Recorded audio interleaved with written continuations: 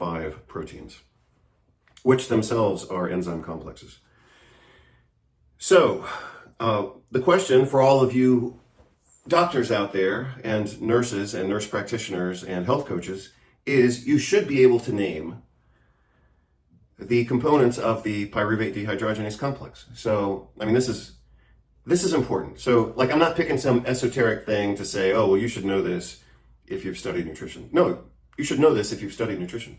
I mean, this is a key pathway that you have to know in the treatment of any mitochondrial disorder, basically, or cancer, or response to infection, or a lot of different conditions. You have to know this pathway.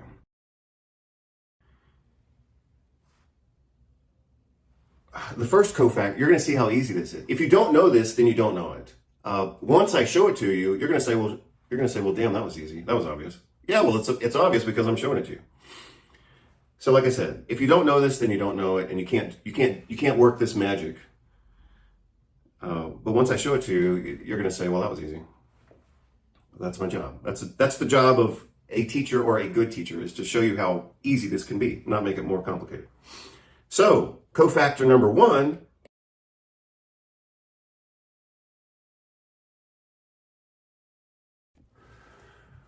Good morning, everybody. Dr. Vasquez here, coming to you with an empty stomach, except for one piece of chocolate. Speaking of biochemistry, today I'm going to start talking about kind of a nutritional biochemistry series. I talked about this a few weeks ago in response, somewhat, to a doctor who had talked about the old cliche of expensive urine. So, the phrase expensive urine is what George Orwell would call a thought-stopping cliche. So that phrase actually originated from Victor Herbert, who is an MD, JD, and he was popular in the medical nutrition world for his time, famous for mostly just being a complete idiot. But being an idiot, he was a useful idiot. I'll say it that way. He was a useful idiot. And that's why he gained some traction. This was way back, this was like back in the 80s and 90s before, social media. But he was able to gain some traction because he was a medical doctor who talked a bunch of shit about nutrition, even though he actually did some nutrition research. He bungled his own investigations, and that's also how he gained popularity within the medical community, because typically, if medical indoctrination works appropriately, then the people should graduate from medical school with a bias against nutrition. They should have an inherent bias against nutrition if the indoctrination works like it should, and usually it does work. So, medical education is very intense, and it's very isolating because of its intensity. So it basically seals, for the 4 years of medical school, people are basically sealed off from the rest of the world. And then we graduate from medical school and then go into a hospital residency program, working 80 to 120 hours a week. So that also isolates people from reality. So, typically you've got undergrad, which is in the medical track is obviously pretty intense and has to be performed to a pretty high level. So that's somewhat isolating from reality. And then you go to medical school and you have to focus on nothing other than surviving. So that's 4 years of social isolation, basically. And then you go, another typically 3 years in hospital residency program, totally isolated from the world.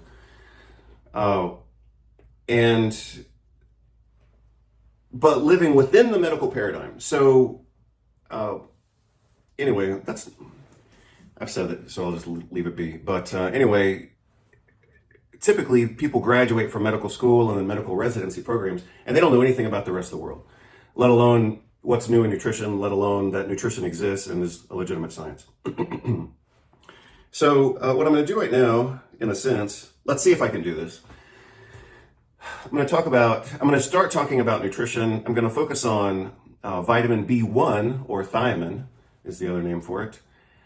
And this is going to be spontaneous and pretty basic without a lot of prep, but even my spontaneous, unprepared talk on nutrition, which is happening right now, will probably be better than certainly better than what people get in medical school. I know that for a fact. And competitive with any lecture I would have had in chiropractic college or naturopathic medical school.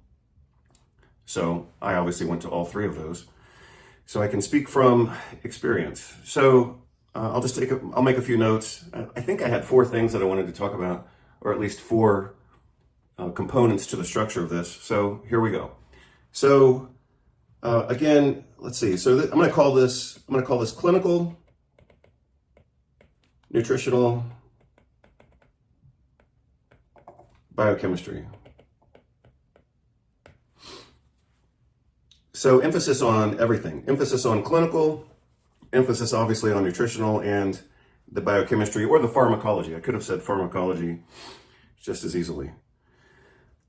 So I also said that I would focus on vitamin B1 or thiamine because it's B1. It's an easy, reasonable place to get started. Thiamine or thiamine. So talking about, I started to talk about thiamine a few weeks ago because I was talking about Donald Trump and how he appears to have confabulation from 2 different sources. So you can go back and look at that if you're interested. Just do a search on my website for it. And you'll just look for confabulation and you'll only find 2 pages because I talked about it twice. So Trump demonstrates confabulation. And I described that as potentially having 2 different sources, a neuropsychiatric source and possibly a nutritional source. So thiamine deficiency, as I talked about before, is in its clinical form is called beriberi. I actually don't know why it's called beriberi, but that's what it's called. And a beriberi typically is divided into at least 2 or 3 different forms. You have wet beriberi, which is characterized not by anything wet necessarily, but by edema or water retention, because wet beriberi is congestive heart failure, which Donald Trump may have. You've all seen pictures of his fat ankles. That's a reflection of systemic water retention and poor blood flow. And that can be a characteristic of wet beriberi from thiamine deficiency, causing congestive heart failure and therefore water retention. So that could be what's going on with him. The other most common form of beriberi is called dry beriberi, and that's a neuropathic form of beriberi, usually central nervous system confabulation, ataxia, nystagmus, but also peripheral neuropathy, which he may or may not have. A person doesn't have to have everything as a consequence of a nutritional deficiency in order to still have that nutritional deficiency. So a person could present with heart failure and confabulation, boom, that could be beriberi very easily. And Trump could have that. He has signs of heart failure. He also has signs of confabulation. Therefore, he could be deficient in thiamine, causing his wet beriberi or heart failure and his dry beriberi or confabulation with or without neuropathy. The third form of beriberi is sometimes, and this is less commonly discussed, but it's sometimes called gastrointestinal beriberi, and basically it's gastroparesis or intestinal stasis as a result of B1 deficiency. So when some people are B1 deficient, if you go back to what I've already said in this video, then this will make sense to you automatically. So you could have intuited that part of the clinical picture of B1 deficiency is a peripheral neuropathy. Well, if people have a peripheral neuropathy within their autonomic nervous system, within the gastrointestinal tract, that's going to result in gastrointestinal stasis, and that's one of the presentations of gastrointestinal beriberi, which is the third type of beriberi. Going back to dry beriberi, which is the neurologic form of beriberi, it could be brain, it could be cerebellum, it could be spinal cord, it could be peripheral nerves. And if it's purely within the brain, that's commonly given a different name, which is Wernicke-Korsakoff syndrome, which could be Wernicke, or it could be Korsakoff, or it could be both. And that's the most common type of central nervous system beriberi, which again is called Wernicke-Korsakoff syndrome, ataxia, nystagmus, and confabulation. A person doesn't have to have everything in order to still get the diagnosis and potentially be in need of that treatment.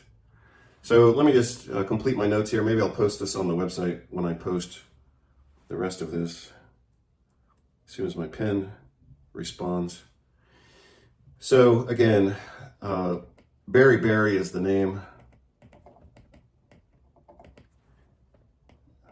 It could be wet, which is congestive heart failure. It could be dry, which is neuropathic. Or it could be gastrointestinal, which is self-explanatory, usually due to an autonomic neuropathy, which is just a form of peripheral neuropathy that responds to supplementation. Of these, they're all reversible except for which one? Which one of these is not reversible? The answer, even if you don't know the answer, you could or should be able to intuit the answer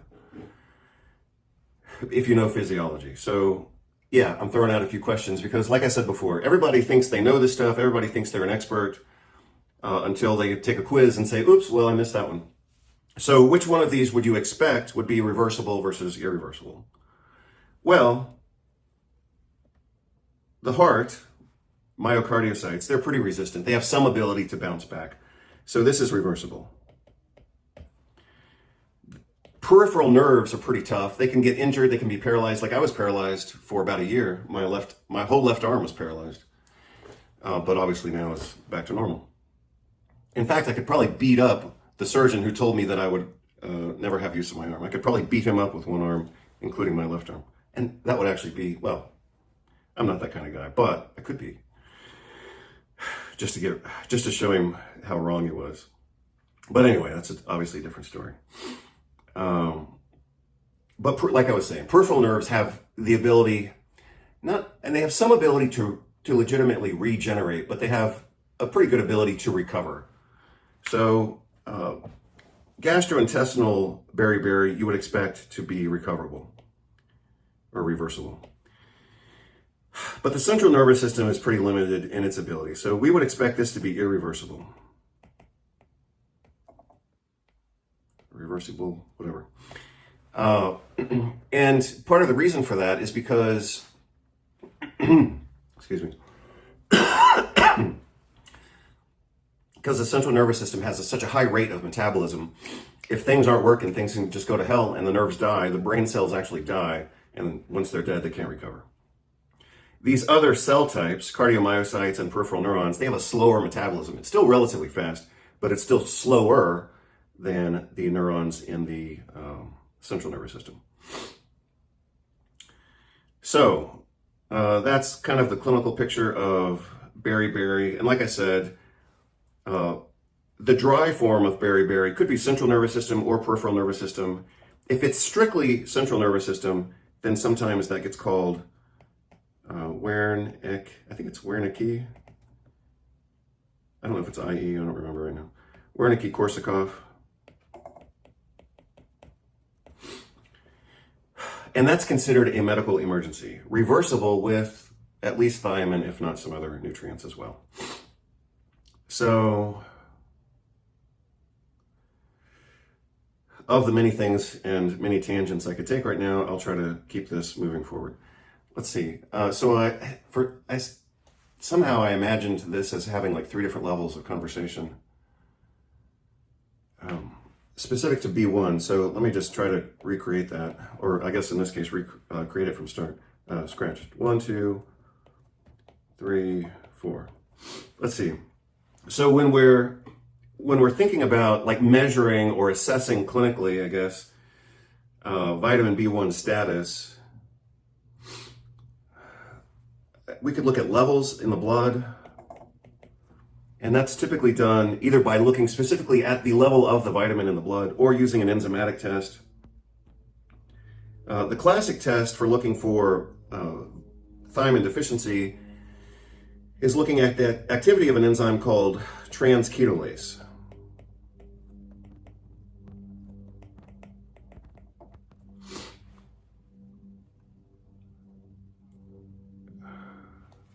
Beyond that, I want to look at the example of an enzyme system. I'm just going to call it PDHC.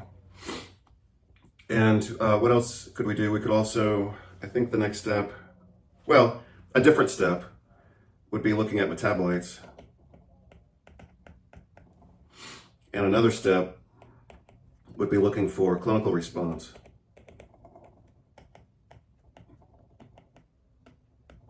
So, typically dietary provision from a healthy, normal diet would usually be in the range of a few milligrams. So if a person has a really poor diet, or they're on intravenous feedings, or they're on like a GI tube that wasn't formulated properly, then they could end up with B1 deficiency. Also, let's say they're consuming a marginal diet, but they have small intestine bacterial overgrowth, they have some type of food allergy like celiac disease causing inflammation of their gastrointestinal tract so their absorption is reduced, or they have an intestinal disease like Crohn's disease, or they're taking certain medications that block the absorption of nutrients. What else? Or alcohol consumption. Alcohol, ethanol in particular, seems to block the absorption of vitamin B1. So for people who drink alcohol throughout the day, like a professional alcoholic, yeah, they could block their intake of B1 through that mechanism. For somebody who, drinks every once in a while, obviously they're getting appropriate nutritional absorption throughout most of their life, and then, they have a beer on the weekend or whatever, that's not going to block absorption of B1 to any significant amount. But for people who are professional morning to night alcoholics, yeah, it could definitely block their thiamine absorption. So let's say that we're suspicious of a person possibly having B1 deficiency because they have fatigue or depression or peripheral neuropathy or a little bit of heart failure, or it's somebody who looks like Trump and they just talk in circles without making sense. These are the ways that we would assess whether or not they are deficient. So we could measure their levels like in plasma or serum. That's a possibility, and that would be a reasonable thing to do. I tend to like measuring blood levels of nutrients, even though a lot of tests aren't perfect, and guess what? The rest of the world isn't perfect either. But that's just what I prefer, because I want to look at a quantitative load or absence, and it just gives me a number to look at, a reasonable number to look at. So, like if I think someone's deficient in a nutrient and I measure with a reasonable test the level of that nutrient, I can get an idea of whether they are possibly or not deficient, or possibly or not dependent. Those are two different things. And the distinction between those is very clear. So I like looking at vitamin levels. As I mentioned before, the classic test for looking at B1 deficiency is looking at the activity of an enzyme called transketolase. And I can tell you, I don't like that test. I don't like any test that depends on the function of a single enzyme, because that particular enzyme might be functioning perfectly for whatever reason in that person, and they could still be deficient in the nutrient and or they could be dependent in that nutrient and still have other problems. So I personally don't like looking at single enzyme function tests. For that same reason, I'm not a big fan of looking at some metabolites. Now, I'm sure if I went right now through every nutrient, I would find exceptions to my own rule. Like I still like looking at methylmalonic acid, I still like looking at homocysteine levels. And those are, for the most part, metabolites that increase in response to a defective pathway that we can narrow down to just a few nutrients. Sometimes I use those tests, but it just depends on what nutrient I'm concerned about. So I'm going to go back to transketolase just for a moment. That's an example of an enzyme that needs a nutrient. In this case, the transketolase enzyme needs thiamine as a cofactor in order to function. That's how most of us learn about biochemistry in general, is you have an enzyme that needs a cofactor, or it needs a coenzyme, or it needs to be induced, or it needs to not be inhibited, or it needs to be disinhibited in order to function appropriately. Again, I don't really care that much about transketolase. But again, what I want to do, and what I am going to do right now, is differentiate between a single enzyme requiring one or two cofactors or coenzymes, like and transketolase is the classic example. That's how we all learn about biochemistry, because that's the basic way to learn about biochemistry, is you learn about enzymes. Sometimes you do or don't learn about cofactors. But what's more impressive, and which is very specifically relevant to the conversation on vitamin B1 or thiamine, is that vitamin B1 commonly functions within enzyme complexes.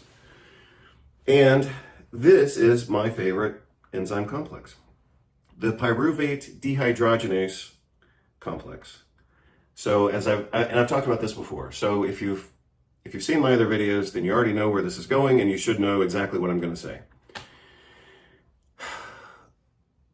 The pyruvate dehydrogenase complex is basically what sits between glycolysis over here and the mitochondrial Krebs cycle over here.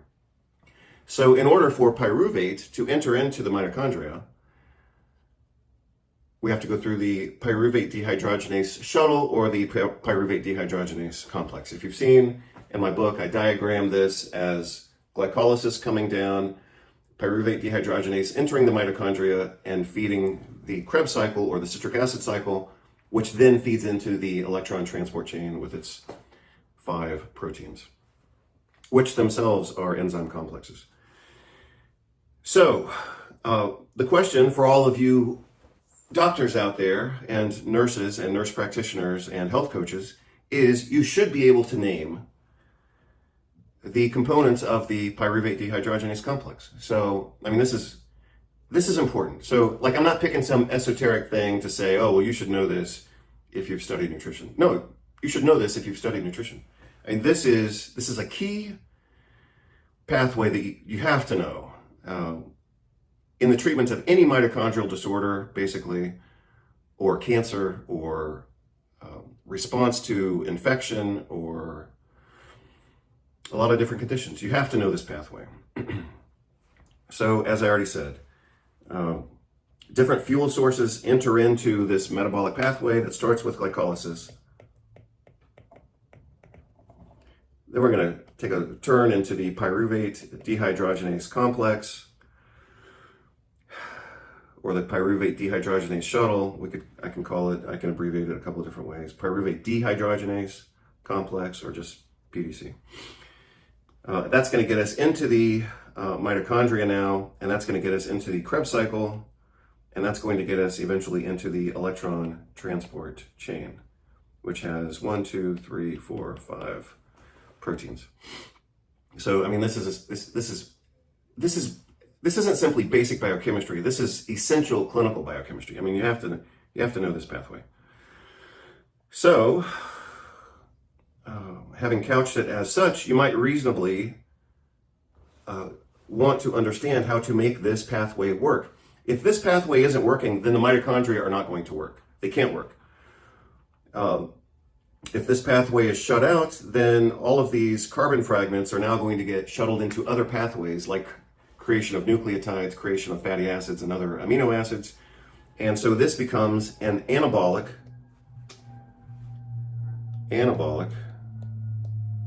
pathway. This is a catabolic pathway. So sometimes we need anabolic pathways. For example, if your body is fighting off an infection, you want metabolism to shift from burning fuels to using those fuels to actually create antibodies and help your immune system proliferate. However, if a patient has cancer, then you don't want an anabolic process to be active. You want to burn those fuels. You don't want to use those fuels to create nucleic acids and fatty acids and amino acids, because that's going to fuel the growth of the cancer. So, again, what happens at the pyruvate dehydrogenase complex is very important. It determines metabolic fate in a very black and white way. You're either burning fuels and you have healthy mitochondrial function, or you're not burning fuels and those fuels are being used to create things, whether it's immune cells that you might need to fight an infection, or cancer cells, which you don't want to fertilize. So you, as a clinician, you want to have control over this enzyme complex. If you do not have control over this enzyme complex, then your patient is basically screwed, and the two of you are going to spend a lot of time trying to figure things out when this could be the problem and the solution. So you need to know how to nutritionally manage this pathway. And thiamine gives us a great example of how we can do that.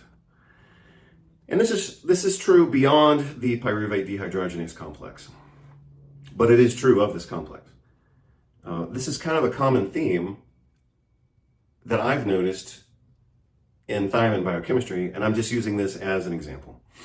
So, as the name suggests, the pyruvate dehydrogenase complex is a complex of different enzymes. It has at least 5 different enzymes, and each one of those enzymes has its own cofactor. And I'm going to show you how to memorize this, and I'm going to show you how to keep this in your head clinically. So this is the way I memorized it almost 20 years ago when I was studying this in medical school. Pyruvate dehydrogenase complex has 5 enzymes with 5 different cofactors. So we're going to call these 1, 2, 3, 4, and 5. And I'll put a star here for taking this to the next level.